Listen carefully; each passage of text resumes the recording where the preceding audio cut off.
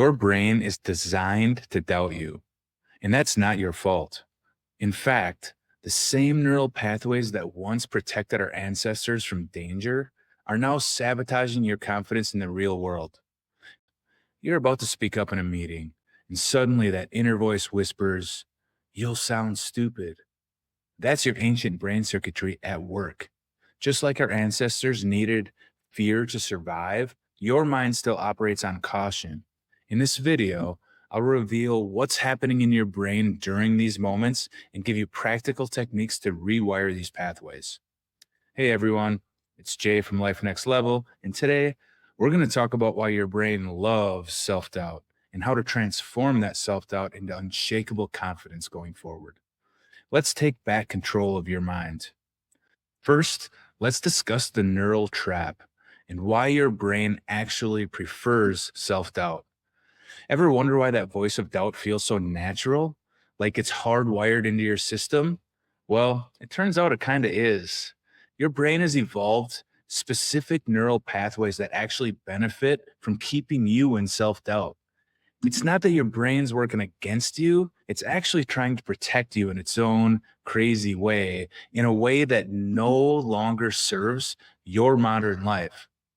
Let's just take a hop back in the Wayback Machine for a second and talk about this. Our ancestors survived by being cautious. The ones who questioned their abilities and played it safe lived to pass on their genes, while the overconfident ones who took unnecessary risks often didn't. This evolutionary advantage created a brain that naturally leans toward self-protection and face social challenges instead of physical predators. Imagine preparing for a job interview. Your palms get sweaty, your heart races, and your mind floods with thoughts like, what if I freeze up? Or they'll definitely pick someone more qualified. Your brain's treating this social situation with the same urgency as if you were facing a predator in the wild. This happens largely through your default mode network, DMN, which activates when you're not focused on a specific task.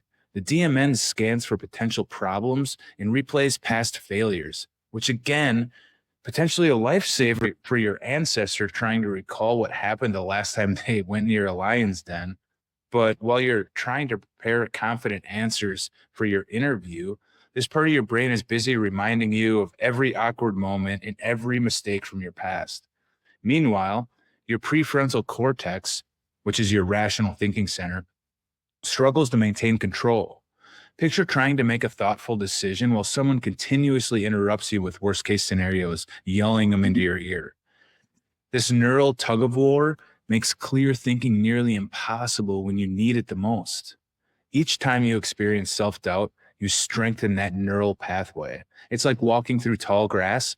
The more you take that same path, the more defined it becomes. I'm sure you've hit a trail in the woods or to a beach. The more you take that path, right? Like it's just worn down. That's the neural pathway in your brain every time you experience that bout of self-doubt.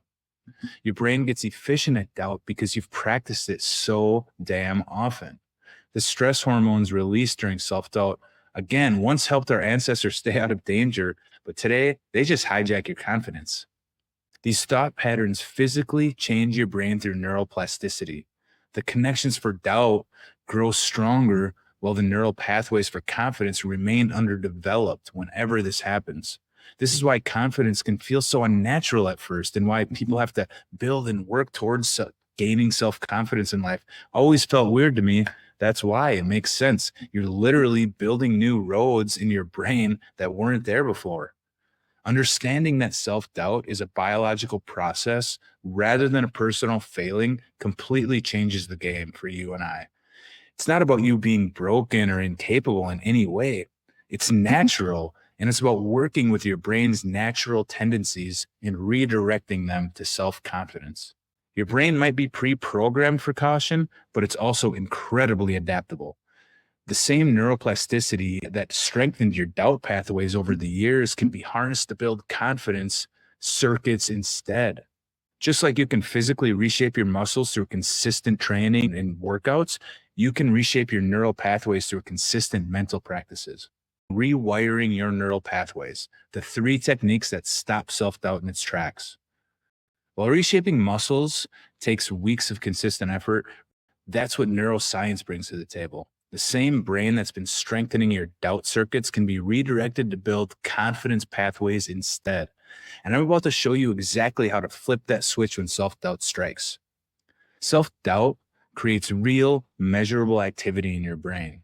When doubt hits, your amygdala lights up like Times Square, flooding your system with stress hormones while simultaneously shutting down your prefrontal cortex, which is the rational part that could really talk you out of it.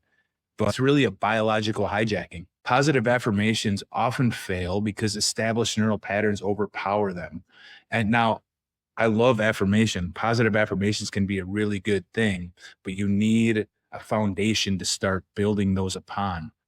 Your brain right now, it needs techniques that speak its actual language, methods that directly engage your neuroplasticity to form new confidence connections. Let me share 3 powerful techniques that interrupt your doubt cycle in real time by targeting the actual brain mechanisms behind your self-doubt.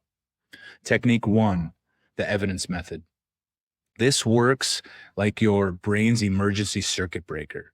The next time self-doubt hits, grab a pen and paper, and this is crucial, I'll explain why, and write down the actual evidence for and against your negative thought. Put a line down the middle, left put for your negative thought, and the right put against your negative thought.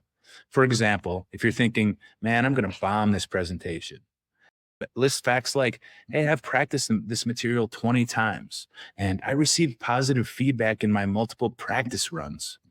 Or if you're doubting a job application, I have 3 years relevant experience versus 300 people applied, which for the record, we'll think, but that doesn't actually prove you're going to fail at anything.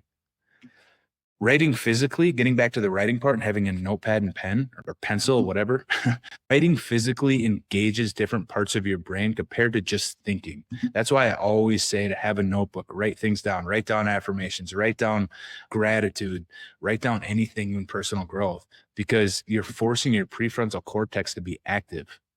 You're shifting neural traffic from emotional centers to rational brain regions by doing this. The evidence method physically interrupts the self-doubt circuit, especially for catastrophizing or all or nothing thinking. Technique number 2, pattern interruption. When caught in a doubt spiral, physically flip your mental switch. Snap a rubber band on your wrist, or stand up suddenly, or say a random word out loud. This creates what neuroscientists call a pattern interruption. This technique jolts your brain out of its default activity. When you're just sitting there and you're not absolutely focused on something, your brain just goes into those negative thoughts and self-doubt.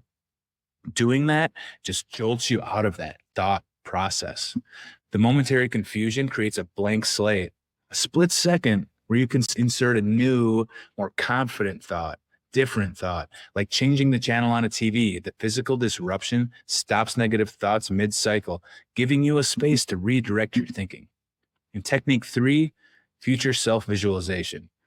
Set aside 5 minutes daily to vividly imagine yourself having already overcome your self-doubt, whichever specific self-doubt this is. See yourself walking confidently into that meeting. Feel your relaxed breathing, hear the positive feedback, notice your shoulders relaxed and your voice steady. This is important when you do visualization. You want to really feel it. You want to hear the other folks talking. You want to smell the donuts in the room if there are donuts in the room, because this really triggers it as if it's an actual experience. Visualization, it activates the same neural pathways and mechanisms as actual experience. So when you imagine confidently handling situations, feeling the warmth of success, hearing the congratulations, sensing your own calm energy, feeling the paper on your fingers or the little, if you have a presentation, you're priming those neural pathways for real life use. The key difference between that or all of these techniques and generic positive thinking, these techniques directly engage your brain's rewiring mechanisms. Each practice builds stronger pathways for confidence while weakening self-doubt circuits. It creates a rapid shift in your thought patterns within just 60 seconds.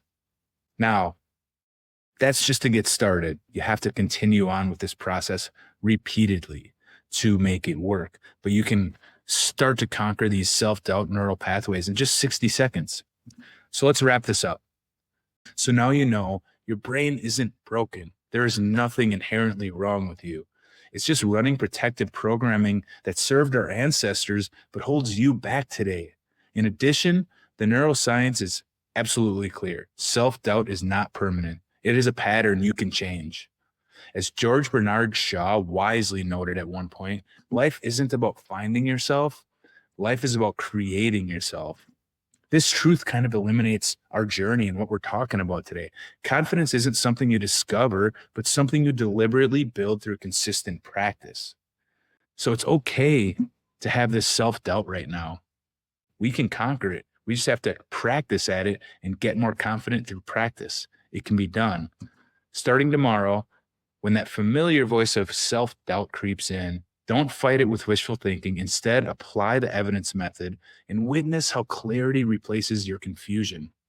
Each time you interrupt these patterns, you're literally rewiring your brain. I challenge you to try this for the next 7 to 10 days. And remember, this isn't about becoming someone new. It's about unlearning limitations that you've held with you and revealing the confident self that's been waiting to emerge all along. I appreciate you. Again, it's Jay with Life Next Level. I hope you have a great day and get that confidence up. Let's go.